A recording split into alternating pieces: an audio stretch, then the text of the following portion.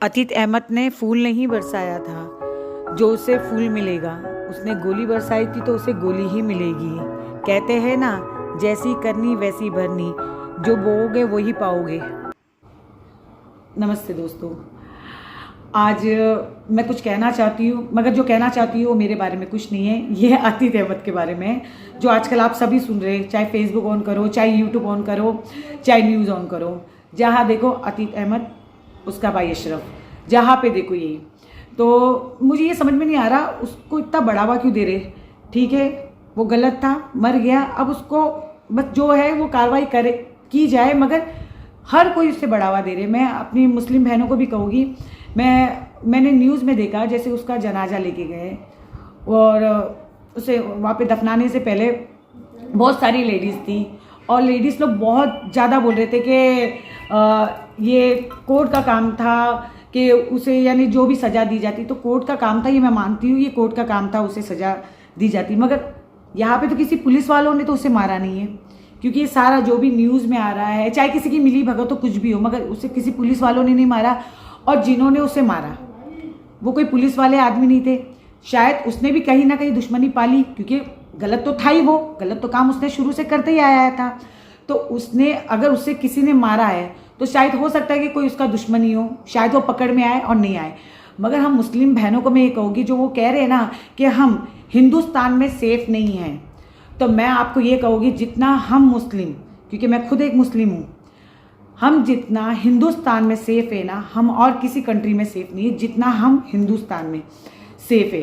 तो इस चीज़ को बढ़ावा ना दे और भड़काने की कोशिश ना करे, क्योंकि देखो ईद का समय है, ईद का समय है। मैं रोज़ न्यूज़ में देख रही हूँ कि कुछ व्यूज़ पाने के लिए या कुछ अपने आप को हाईलाइट करने के लिए लोग बाग आ रहे हैं और भड़काऊ भाषण दे के जा रहे हैं। तो बिल्कुल ये ना करें, बिल्कुल भी ना करें, क्योंकि जितने हम मुस्लिम इस देश में सेफ है ना, उतना हम कहीं पे नहीं है। और जो मरा वो कोई महात्मा या साधु या मौलवी तो नहीं था, उसका जो अंजाम होना था वही हुआ। चाहे आप सतयुग में ले लो, चाहे कलयुग में ले लो, जो कहते हैं ना, बुरा, जो भी बुरा होता है ना, उसका अंजाम यही होता है। आज तक आप मुझे ये बताइए, कोई बुरा इंसान है वो एंड तक बहुत अच्छी मौत मरा हो? नहीं। तो बुरे का अंजाम यही होता है। और मैं स्वरा जी से कहूँगी, स्वरा भास्कर जी से, वो जो कह रही है, जो भी, चाहे योगी जी के बारे में, चाहे किसी के भी बारे में, XYZ जो भी वो कह रही है, भाई आप एक एक्टर हो, लोग बाग आपको देखते हैं, तो आप जो अपने मुंह से जो गंद फैला रही हो ना, तो उसको थोड़ा कम फैलाओ। क्योंकि आपको जो करना चाहिए ना, आप जिस जगह पे आप बैठी हो ना, तो आपको लेडीज़ के लिए बोलना चाहिए। जो अतीत अहमद था ना, वो मदरसे से 2 नाबालिग लड़की को मदरसे से उसी के लोगों ने, शायद वो हो सकता है या उसी के लोगों ने, मगर उसी के वहाँ पे लेके गए थे और उसका गैंग रेप हुआ था और फिर लाके वहीं पे छोड़ा गया। और जब ज़्यादा जब इस पे मुद्दा इसका गर्म हुआ, जो भी हुआ इसका, तो उन्होंने रिक्शा वाले, ऑटो वालों को फंसाया गया। मगर ये किसने किया, ये हम सबको पता है कि ये किसने करवाया था, ये अतीत अहमद ने ही करवाया था। तो स्वरा जी, आप प्लीज़ ऐसे मुद्दों पे बात ना उठाए। आप जो उठा रही हो ना, तो ऐसे भी उठाए, किसी लेडीज़ के साथ जो गलत हो रहा है, किसी के साथ रेप हो रहा है या कोई, उनके लिए आप उठाए। ये गंद ऐसे ना फैलाए आप। चाहे योगी जी है, मुझे ये पता नहीं कि योगी जी ने करवाया या नहीं करवाया, मगर वो गलत था। अगर योगी जी देखो गलत है, तो मैं ये कहूँगी योगी जी गलत है, क्योंकि मैं कोई बीजेपी के सपोर्ट में बिल्कुल नहीं हूँ, ना मैं किसी कांग्रेस के सपोर्ट में हूँ। मगर अतीत अहमद गलत था, तो उसका जो अंजाम हुआ बिल्कुल सही हुआ। हाँ, उसके बेटे का मैं कह सकती हूँ, क्योंकि 19 साल का था, तो वो बच्चा ही था एक तरीके से। अगर उसका इनकाउंटर हुआ है और उसमें पुलिस वाले दोषी है, तो उनके खिलाफ कार्रवाई होनी चाहिए।